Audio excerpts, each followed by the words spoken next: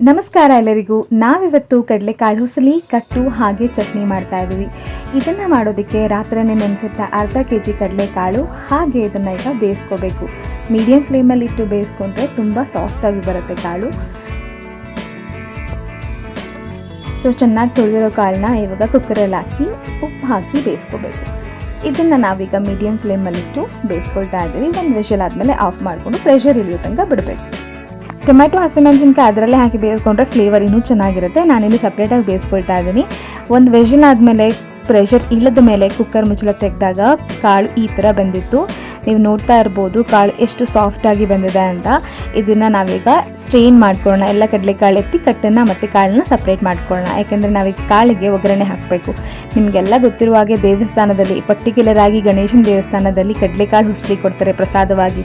ಅದೇ ಥರ ಹುಸ್ಲಿನ ಮಾಡ್ತಾ ಇದ್ದೀವಿ.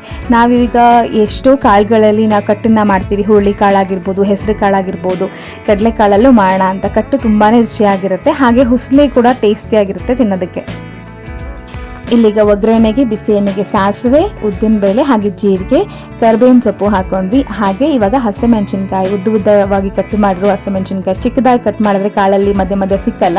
ಕೆಲವೊಬ್ರು ಏನು ಮಾಡ್ತಾರೆ, ಹಸಿಮೆಣಸಿನ್ಕಾಯಿ ಮತ್ತು ತೆಂಗಿನಕಾಯಿನ ತುರ್ಕೊಂಡ್ಬಿಡ್ತಾರೆ. ನಾವಿಲ್ಲಿ ಉದ್ದವಾಗಿ ಸೀಲಿರುವಂಥ ಹಸಿಮೆಣಸಿನ್ಕಾಯಿನ ಹಾಕ್ಕೊಂಡು ರೋಸ್ಟ್ ಆದಮೇಲೆ ಚಿಕ್ಕದಾಗಿ ಹೆಚ್ಚಿರುವಂಥ ಆನಿಯನ್ನ ಹಾಕ್ಕೊಂಡು ಫ್ರೈ ಮಾಡ್ತಾ ಇದ್ದೀವಿ. ಒಂದು ಸ್ವಲ್ಪ ಸಾಲ್ಟ್ ಹಾಕೊಳ್ಳಿ, ಬೇಗ ಆನಿಯನ್ ಬೆಂದೋಗುತ್ತೆ. ಇದು ಬೆಂದಮೇಲೆ ಬೇಯಿಸಿರುವಂಥ ಕಾಳನ್ನ ಇದಕ್ಕೆ ಹಾಕೊಳ್ತಾ ಇದ್ದೀವಿ. ನೋಡಿ ಎಷ್ಟು ಚೆನ್ನಾಗಿ ಕಾಣಿಸ್ತಾ ಇದೆ ಅಂತ.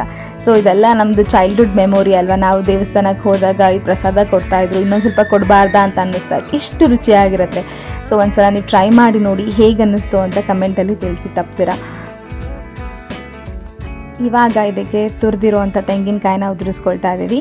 ಅದಾದ ಮೇಲೆ ಉಪ್ಪು ಹಾಕಿ ನಿಮಗೆ ರುಚಿಗೆ ಬೇಕು ಎಷ್ಟು ಬೇಕೋ ಅಷ್ಟು. ಆ್ಯಂಡ್ ಇಲ್ಲಿ ಕೊತ್ತಂಬರಿ ಸೊಪ್ಪು ಚಿಕ್ಕದಾಗಿ ಹೆಚ್ಚಿರೋದು. ಇದೆಲ್ಲ ಆದಮೇಲೆ ಹುಸಲಿ ರೆಡಿಯಾಗಿದೆ. ಟೇಸ್ಟ್ ಅಲ್ದಿರ ಇದು ಪ್ರೋಟೀನ್ ಕೂಡ ಜಾಸ್ತಿ ಇರುತ್ತೆ. ಸೊ ಇದನ್ನು ರೆಗ್ಯುಲರಾಗಿ ತಿನ್ನೋದು ತುಂಬಾ ಒಳ್ಳೆಯದು.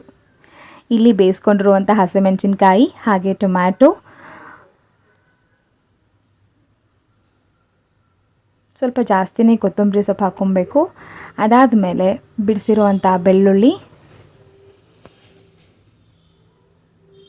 ಕಾಳು ಮೆಣಸು, ಕೆಲವರು ಜೀರಿಗೆ ಹಾಕ್ಕೊಳ್ತಾರೆ. ನಾನು ಜೀರಿಗೆ ಹಾಕ್ಕೊಳ್ತಾ ಇಲ್ಲ, ನೀವು ಬೇಕಾದರೆ ಹಾಕೋಬೋದು. ಆ್ಯಂಡ್ ಹಾಗೆ ಹುಣಸೆ ಹಣ್ಣು ಮತ್ತು ಬೇಯಿಸಿರೋ ಸ್ವಲ್ಪ ಕಾಳು ತಿಕ್ನೆಸ್ ಬರಲಿ ಅಂತ. ಹಾಗೆ ರುಚಿಗೆ ತಕ್ಕಷ್ಟು ಉಪ್ಪು ಹಾಕಿ ಗ್ರೈಂಡ್ ಮಾಡ್ಕೊಬೇಕು. ಚಟ್ನಿ ರೆಡಿ ಆಗುತ್ತೆ.